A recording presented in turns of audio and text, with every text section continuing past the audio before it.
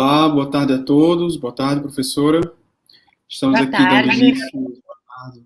Isso aqui, eu sou o professor Henrique. Estamos aqui dando início ao painel especial Os Impactos Jurídicos das Migrações Contemporâneas, para quem e por quê, com a professora doutora Priscila Caneparo dos Anjos, a professora da Unicuritiba. Ela é professora da Unicuritiba, ela é coordenadora do grupo Sistema ONU, também na Unicuritiba, e é doutora em Direito das Relações Econômicas Internacionais pela Pontifícia Universidade Católica de São Paulo. Também é membro da Comissão de Direito Internacional da OAB do Paraná, é delegada da Diplomacia Civil para a Organização Mundial do Comércio e para o Conselho Econômico e Social da ONU, além de ser advogada. Professora, a senhora tem 30 minutos para a sua apresentação, correto? Eu sugiro que a gente faça 20 minutos para a apresentação e 10 minutos para a dúvida, ok? Ok. Fique à vontade, professora, a palavra é sua. Bom, boa tarde a todos. Eu acredito que todos vocês estejam vendo, né, a apresentação aqui. Eu vou começar só, primeiro enaltecendo esse congresso, né? Enfim, eu fui aluna na graduação do professor Wagner Menezes, fui aluna no mestrado e no doutorado do professor Cláudio Finkenstein. Então, para mim é uma honra estar aqui, né, expondo um pouquinho dessa perspectiva que eu tenho estudado nos últimos tempos, principalmente frente a essa pandemia do Covid-19 e efetivamente os impactos das migrações, né? Então, basicamente, a ideia vai ser por quê e para quem, né, que a gente vai ver em relação a esses impactos jurídicos dos movimentos migratórios. Já quero antecipar, né, como o professor Henrique já falou, a minha área de pesquisa é o Direito Internacional dos Direitos Humanos, então já pontuo de antemão, né, que basicamente a gente vai ver esses movimentos migratórios na perspectiva jurídica de um regime consolidatório de direitos humanos frente a esses movimentos migratórios ou das pessoas que precisam ou têm a vontade de migrar, por assim dizer. Então, no primeiro momento, eu acho que é importante deixar claro para todos que eu não vou me ater única e exclusivamente ao Instituto do Refúgio, né? Eu acho que tem pessoas muito mais de destaque nacional e internacional para debater sobre o Instituto do Refúgio, por mais que seja um movimento migratório, mas basicamente eu estabeleci uma premissa que eu queria entender, né, e compartilhar alguns conhecimentos em relação a outros movimentos migratórios, efetivamente, né, que vai ser o refúgio apenas um deles. Então, começando basicamente a minha exposição, né, sem mais delongas, quais são os pontos cruciais, né, dessa apresentação? Quais são os pontos cruciais que embasaram o meu estudo para vir aqui apresentar para vocês, né? Basicamente, o primeiro ponto, ele vai surgir, vai surtir efeitos na perspectiva de quando que surgem os movimentos migratórios, né? Muita gente acaba correlacionando uma perspectiva de movimentos migratórios efetivamente com uma onda de globalização, com uma onda pós queda de Muro de Berlim, pós efetivamente mundo bipolarizado frente à Guerra Fria. Mas, em realidade, os movimentos migratórios, eu acho que tem que ficar muito claro isso para todos que aqui se encontram, eles surgem no momento em que os primeiros deslocamentos humanos já ocorrem. Então, basicamente, quando se tem, né, o surgimento da raça humana, quando, por assim dizer, o homem busca outros territórios, frente às mudanças climáticas, frente, efetivamente, melhores condições de vida em outro território, a gente já começa a estabelecer os primeiros movimentos migratórios. Então, eu costumo falar que os movimentos migratórios, eles se confundem muito com a nossa história. Então, não tem, por assim dizer, um marco delimitando esses movimentos migratórios a partir de um contexto de globalização. É óbvio que a globalização ela vai aprofundar esses movimentos migratórios, né? Mas a gente tem que entender que, né, que a preocupação, que a perspectiva consolidatória de proteção ao migrante, ela já veio estabelecida em bases sociais desde o surgimento da raça humana, né? E daí vem a grande questão. A migração é um direito humano e essa questão ela muito me instiga, porque a gente fala muito hoje em refúgio, a gente fala muito hoje em asilo político. Não quero tirar, por assim dizer, a importância, a relevância desses dois institutos. Não é isso. Só que o que acontece? Existem outros migrantes, tá, que não são considerados nem refugiados, nem asilados políticos, por assim dizer, e que a gente fica em um limbo. Será que eles, ainda assim, eles vão ser protegidos por um regime internacional de proteção dos direitos humanos ou não? Então, assim, a migração, ela é ou não um direito humano? E aqui vamos estabelecer uma premissa. Não estou falando novamente de asilo político e refúgio. Asilo político e refúgio, a gente tem o Estatuto Internacional dos Refugiados, a gente tem, por assim dizer, um costume internacional latino-americano para o asilo político, consolidando essa vertente de direitos humanos, mas e os outros migrantes, né? Por exemplo, o caso brasileiro, o caso efetivamente dos haitianos que aqui chegam, o caso de alguns bolivianos que aqui chegam, ou, por exemplo, alguns trabalhadores migrantes que vão para os países do Oriente Médio trabalhar, enfim, petrolíferas, eles são atendidos, por assim dizer, no regime internacional dos direitos humanos. Então, basicamente, nessa perspectiva, eu só quero que vocês pensem, né, que o direito de migrar, ele está muito estabelecido em bases de direito de locomoção e direito de residência. Então, a gente vai compreender no primeiro ponto que, sim, o migrante ele está abraçado, ele está abarcado dentro dessa proteção internacional. Tanto é verdade que, se a gente for pegar a Declaração Universal dos Direitos Humanos, lá no artigo 13 da declaração, ela já fala que toda pessoa tem direito à liberdade de locomoção e residência dentro das fronteiras de cada estado. E, basicamente, vai falar em uma segunda parte que vai ter direito também de deixar qualquer país, inclusive o seu próprio, e a esse regressar. Então, a gente tem uma premissa, obviamente, que vai instituir, que vai consolidar o Instituto do Refúgio e do Asilo Político, mas a gente não pode perder da mente também que vai trazer as bases para a gente conseguir consolidar um direito ao migrante, não apenas ao refugiado migrante e não apenas ao exilado político migrante. Nesse sentido, quais são as consequências da mobilidade humana? E aqui eu quis vislumbrar uma perspectiva atrelada aos sujeitos de direito internacional. O que significa isso? A gente está muito acostumado, né, principalmente para quem estuda a teoria clássica, a falar que os sujeitos de direito internacional são os estados e as organizações internacionais. Aí a perspectiva que eu pergunto é justamente o seguinte: vai ter consequência para estados e organizações internacionais a mobilidade humana? E aqui leiam mobilidade humana como movimentos migratórios? É óbvio que vai ter, né? Mas saber isso não basta. A gente tem que consagrar também, né, que esse regime internacional de proteção ao migrante, ele vai fazer com que eu tenha, né, basicamente uma humanização do direito internacional e que a gente vislumbre o indivíduo como sendo um sujeito contemporâneo, um sujeito odierno de direito internacional. Então, as consequências, elas vão se pautar em 3 searas. Vão se pautar para os estados, vão se pautar para as organizações internacionais, mas também vão se pautar na figura do próprio indivíduo, vindo a ser considerado, em tempos mais odiernos, como o próprio sujeito detentor de direitos, basicamente de direitos, né, capacidade jurídica ativa, no plano internacional. E aí a questão, né, que eu vou falar mais para frente é a seguinte: como é que eu prospecto os movimentos migratórios no mundo globalizado ou no mundo pós-globalizado, no mundo onde as fronteiras estão cada vez mais diluídas? Como é que eu vou prospectar movimentos migratórios? Já falo para vocês que o enfoque aqui, novamente, não vai ser somente refúgio, mas vão ser movimentos migratórios, movimentos forçados, movimentos de trabalhadores, movimentos, por assim dizer, que vão demandar, né, uma realidade muito complexa, uma realidade que a gente vai observar não apenas frente ao Instituto do Refúgio, não apenas frente ao Instituto do Asilo Político. Para essa última pergunta, não vou me antecipar, vou deixar para apresentar alguns dados ao decorrer da minha palestra. Então, nesse sentido, a gente passa um pouquinho para umas questões um pouquinho mais teóricas, né? E a gente vai falar um pouquinho sobre o surgimento da mobilidade. O surgimento da mobilidade, né, da mobilidade e da migração, como eu falei para vocês, ele se dá a partir do surgimento da raça humana. Então, basicamente, vão ter 2 premissas básicas para a gente observar ao longo da história essa mobilidade. Quais são as 2 premissas básicas? Primeiro, melhores condições de vida, né? Então, basicamente, as populações que migram, elas vão buscar, por assim dizer, a sua sobrevivência. E também, atrelado ao conceito de dignidade da pessoa humana, a gente vai trabalhar com uma perspectiva de autodesenvolvimento em melhores condições. Então, não basta a sobrevivência, né, para garantir a sua dignidade, mas vai se partilhar também a ideia de desenvolvimento integral. Naquele território em que elas se encontram, hoje elas não conseguem esse desenvolvimento integral, e, por assim dizer, surge a vontade ou surge a imposição de migrarem. Então, basicamente, a gente vai vislumbrar os movimentos migratórios internacionais nessa perspectiva de consolidação de dignidade da pessoa humana. Só que daí vem um problema terminológico, né, que é a segunda bolinha que está ali. Movimentos populacionais são diferentes de mobilidade humana, né? E para a teoria mais especializada nesse tema, existe uma diferença.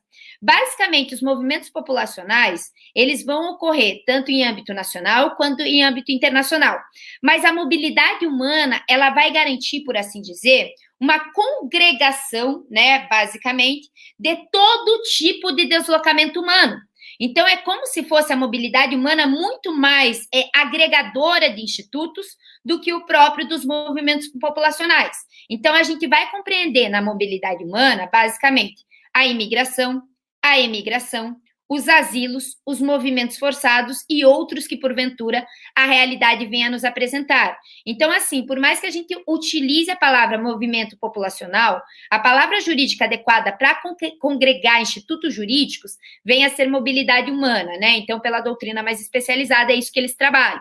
E, por último, né, gente, basicamente, a gente precisa falar um pouquinho da mobilidade humana no mundo pós-globalizado. Um dado que me impactou muito, que venho trabalhar aqui com vocês, é que a maioria dos movimentos migratórios hoje ocorrem dentro dos estados, então a nível nacional, não a nível internacional, por mais que exista, né, uma repercussão midiática muito mais dos movimentos internacionais ou da mobilidade humana internacional, os movimentos dentro de um estado acabam por ganhar destaque em termos estatísticos, mas não é desses que eu vou trabalhar, e sim sobre os movimentos populacionais ou mobilidade humana internacional. Obviamente, dentro dessa perspectiva, e aí um ponto que muito me interessa, né, já passando um pouquinho aqui para frente, um ponto que muito me interessa são os migrantes forçados. São aqueles que não têm a vontade de sair do seu país, mas são obrigados a deixá-lo, né? A gente tem exemplos, obviamente, que vão ser abraçados pelo Instituto do Refúgio, mas a gente tem aqueles outros exemplos que não são abraçados. E aqui eu posso dar diversas, né, exponenciais questões. Por exemplo, o caso dos haitianos, por exemplo, uma população tradicional que vive, que eu esqueci o nome agora, mas que vive no norte da Tailândia, na região de montanhas, né? Eles foram obrigados a deixarem seus lares e foram arrastados para as fronteiras da Tailândia. A gente tem o problema de outras etnias no interior de Mianmar, que são movimentos forçados, mas que não são abraçados pela ideia do refúgio, principalmente porque são, por assim dizer, questões migratórias, né, ambientais, migratórias, que por mais que sejam políticas, não são consideradas no sentido do quê? De refúgio, né, por outra perspectiva. Então, assim, o que me interessa nessa palestra é muito mais falar sobre migrantes forçados que não são abraçados pelo Instituto do Refúgio. Então, dentro desse sentido, a gente precisa continuar um pouquinho e falar também sobre as causas, né, os limites conceituais da mobilidade humana e, basicamente, quais são as causas. Em um mundo odierno ou em um mundo pós, por assim dizer, globalização, a gente vai ter, obviamente, né, diversas causas, são causas multifacetadas, mas algumas causas, elas são mais latentes, né? Primeiro, a gente vai ter os deslocados ambientais, né, os movimentos migratórios ambientais, que eu acho que aí, a minha humilde opinião é que deveria ser abraçado pelo Instituto do Refúgio, né, caberia uma outra palestra só para falar sobre isso, mas a gente sabe que se fossem abraçados pelo Instituto do Refúgio, a ONU teria um grande problema em lidar com os países europeus, né, porque muitos dos migrantes, entre aspas, ilegais, que vêm da África, nesse movimento migratório africano para os países europeus, eles vêm a fugir dos rigores do clima. Então, a gente sabe, né, teoricamente, que tem algo de realpolitik aí para não abraçar essa ideia, né, por assim dizer, de refúgio ambiental, mas os deslocados ambientais, principalmente no continente oceânico, quando eu tenho aumento das marés, estão desaparecendo algumas, por assim dizer, ilhas, né, a gente vai ter um problema muito sério. Os movimentos migratórios, hoje, né, a gente tende a pensar que é basicamente de sul para norte, mas a gente vai ver mais para frente que não é bem assim, que existe um movimento migratório norte-norte, existe um movimento migratório sul-sul, e a gente precisa compreender, né, que esses problemas em relação aos movimentos migratórios, eles são muito diferentes do nosso ponto de partida quando a gente pensa, né, efetivamente, que a gente vai buscar, nós, mundo sul, vamos buscar, por assim dizer, né, melhores condições de vida no mundo norte. Então, basicamente, os limites conceituais da mobilidade humana, para fechar esse slide e já passar para frente, eles vêm a ser multifacetados em uma realidade de modernidade, de mundo pós-globalizado. Então, eu não consigo passar somente mais no viés econômico, mas eu tenho que pensar também em fatores ambientais, eu tenho que pensar também em crises humanitárias, eu tenho que pensar também em muitas outras situações que, às vezes, o Instituto do Refúgio o Instituto do Asilo Político não consegue abraçar. Nesse sentido, gente, já apresento para vocês, e aí a gente começa a trabalhar com dados concretos, quais são os principais impactos das migrações nesse mundo contemporâneo, ou nessa realidade pós-globalizada. Então, basicamente, a gente vai ter países historicamente receptores de imigrantes, então são aqueles que recebem, por assim dizer, esses movimentos migratórios, que é Estados Unidos, Canadá, Austrália, Nova Zelândia e Argentina. Em contrapartida, a gente tem 3 casos paradigmáticos hoje no cenário internacional, que é Grécia, Itália e Espanha. Por que cenários paradigmáticos? Porque até mais ou menos os anos 2000, eles eram países de emigrantes. Hoje, por conta, né, da proximidade geográfica com o continente africano, por conta da proximidade geográfica, principalmente com as atuais, né, com as latentes crises humanitárias, esses países viraram de emigrantes para receptores de movimentos migratórios. Então, basicamente, hoje, eles vão congregar um grande número de pessoas que vêm para o seu território. Obviamente, isso aqui, para esses países que estão acostumados com movimentos de emigração, vai repercutir em caráter econômico, vai repercutir em caráter social, vai repercutir em uma realidade muito aprofundada, que eles vão ter que se reinventar para se adequar frente a essa nova, por assim dizer, esse novo paradigma migratório.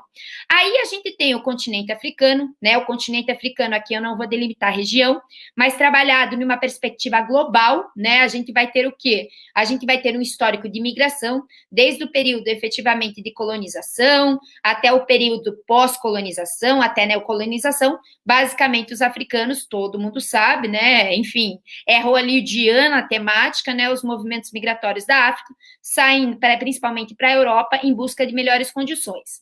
Mas é interessante estabelecer um recorte espacial na África e trabalhar um pouquinho com os países do MENA. Né, os países do MENA são basicamente os países que compõem o mundo árabe. E a gente sabe que o norte da África tem muitos países que compõem, né, essa realidade, por assim dizer, árabe. E nesse sentido, a gente vai ter 3 países que são, por assim dizer, receptores de migrantes, ou seja, são países que recebem fluxos migratórios.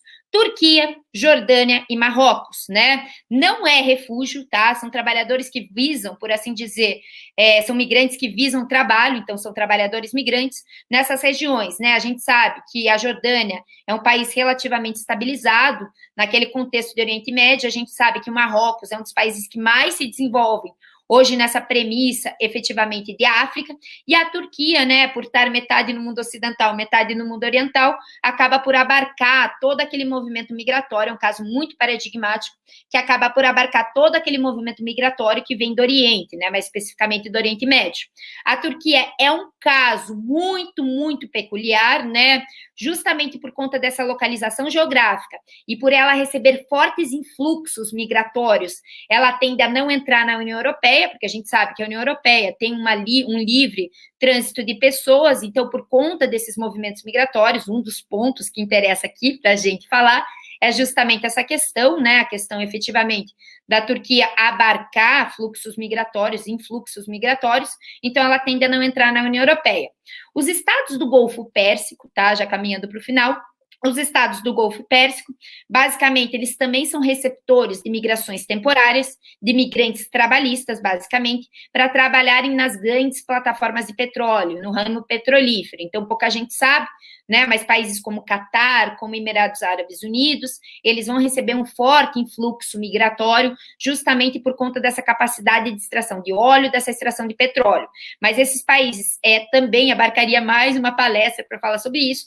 Eles têm fortes violações aos direitos dos trabalhadores migrantes, principalmente porque eles impõem prazo para esse trabalhador migrante ficar, né? No Catar são 7 anos que a pessoa pode ficar, caso contrário, ela é expulsa. Em Abu Dhabi, né, um dos reinos que compõem os Emirados Árabes Unidos, se eu não me engano, a pessoa pode ficar 5 anos e tem que andar muito na linha, senão ela é expulsa, né? Expulsa sumariamente, não precisa de processo administrativo, nada. Então, a gente observa no Golfo Pérsico, basicamente, fortes violações aos direitos humanos dos trabalhadores migrantes.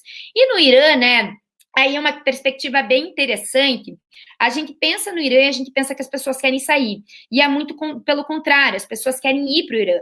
Principalmente os movimentos migratórios que vêm de Iraque e de Afeganistão, frente às duas grandes guerras que estão acontecendo, né, sem perspectiva de acabar, tanto na Síria quanto no Iraque.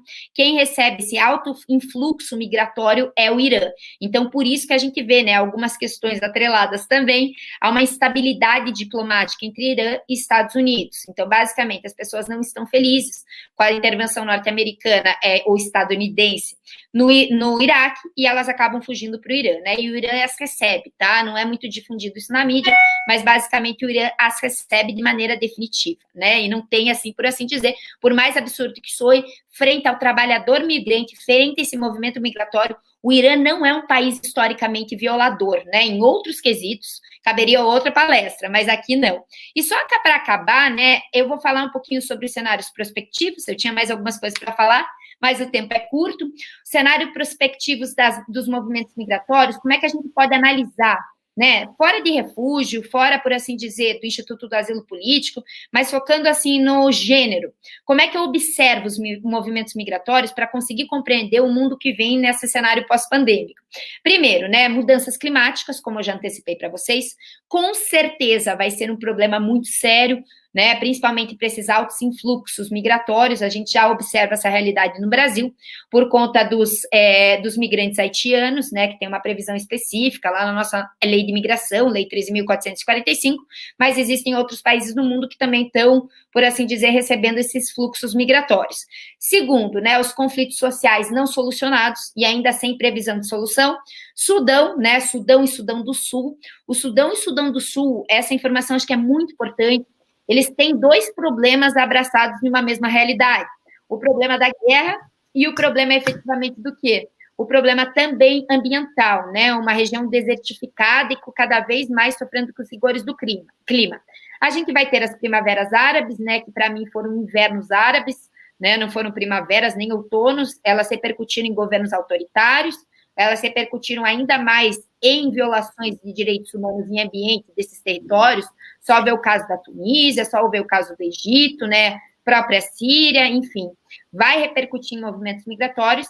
Estado Islâmico, que acaba por se instalar, né, frente a essas, por assim dizer, instabilidades, principalmente que vão compor o Oriente Médio e o Norte da África, frente a essas primaveras árabes. Então, vide o caso da Síria, por mais que os sírios sejam considerados refugiados, e o caso da Somália, né, o caso histórico da Somália. A Somália tem um histórico de terrorismo, a Somália tem um histórico, por assim dizer, de movimentos de eclosão social muito forte, que vão fazer com que os cidadãos somalis, né, saiam de seu território nacional e busquem abrigo em outros estados, principalmente no continente africano. Eu teria mais coisas para falar, mais situações, queria falar um pouquinho sobre o Frontex, mas respeitando o tempo, eu vou passar só para o último slide, né, dados relevantes. Só a questão dos países da OCDE que mais receberam migrantes em 2017, foi o último dado que eu consegui encontrar da OCDE, tá? Então, os Estados Unidos é com certeza o maior receptor até hoje, seguido pela Alemanha, né? Não estou falando de refúgio, estou falando de imigrantes. Turquia, como eu falei para vocês, Reino Unido, esse número tende a crescer por conta do Brexit. Espanha, Canadá, França e Austrália. Basicamente é isso, tinha muita coisa para falar, mas seguem as referências e estou à disposição para, enfim, questionamentos. Obrigada. Muito obrigado, professora Priscila. A gente teve alguns elogios aqui nos comentários.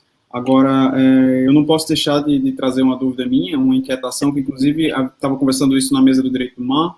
Como é que a senhora, enquanto uma pesquisadora desse tema de migrações, enxerga a questão ambiental, por exemplo, a questão do aumento do nível do mar, a alteração das linhas de base que implicam em migrações forçadas? Como seria a solução desse tipo de... Ou até mesmo assim, eu sei que a senhora falou que não vai focar em refugiados, né, mas acredito que a questão de refugiados ambientais é uma questão que sempre se sobressai nesse sentido. Então, como esses indivíduos serão ou estão sendo tratados pelo direito internacional nos regulamentos existentes? Duas questões, né? A primeira questão é como o meio ambiente está sendo trabalhado na questão, efetivamente, do Sistema Internacional de Consolidação de Direitos Humanos. Já adianto, nós, latino-americanos, interamericanos, E os europeus, eles têm uma perspectiva muito mais de proteção de direitos civis e políticos.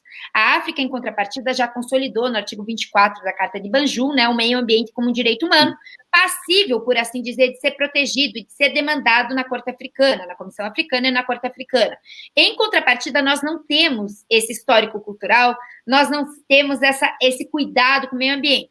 Talvez, né, com esse movimento para estabelecer o ecocídio, a gente vislumbre uma proteção ambiental maior, que vai repercutir, obviamente, em movimentos migratórios.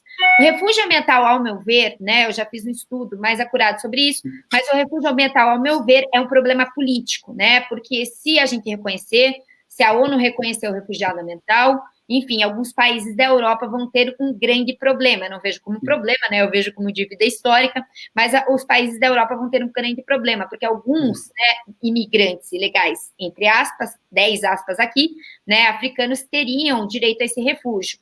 Então, assim, em um futuro imediato, eu não vejo esse reconhecimento no contexto mundo. A gente tem esse reconhecimento basicamente no contexto oceânico, né? Tem alguns tratados que versam sobre refugiado ambiental. Mas no contexto mundo ocidental, principalmente Américas e Europa, eu não vislumbro em um futuro imediato, eu espero estar errada, né, a consolidação do Instituto do Refúgio Ambiental. Então, a gente vai fazer vistos humanitários, a gente vai fazer uma cautela um pouco maior, né, para esses deslocamentos ambientais, mas no Instituto do Refúgio, a Europa ainda faz muita pressão, a gente sabe que são grandes atores internacionais, né, partilham dessa ideia muito forte de realpolitik frente ao cenário internacional, então, por pressão deles, é muito difícil vir a consolidar o refúgio ambiental.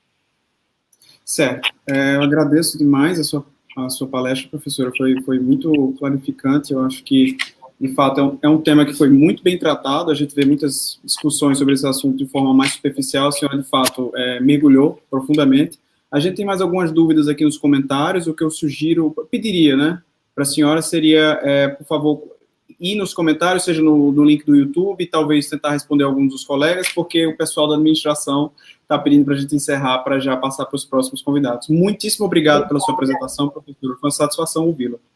Obrigada, professor Henrique. Obrigada, até mais. Até mais. Pessoal, nossos ouvintes, fiquem aqui conectados, a gente agora vai ter uma palestra com o professor Luciano Meneghetti e a professora Tatiana Skeff, então fiquem aqui na sala 4, em breve teremos essa nova palestra. Muito obrigado.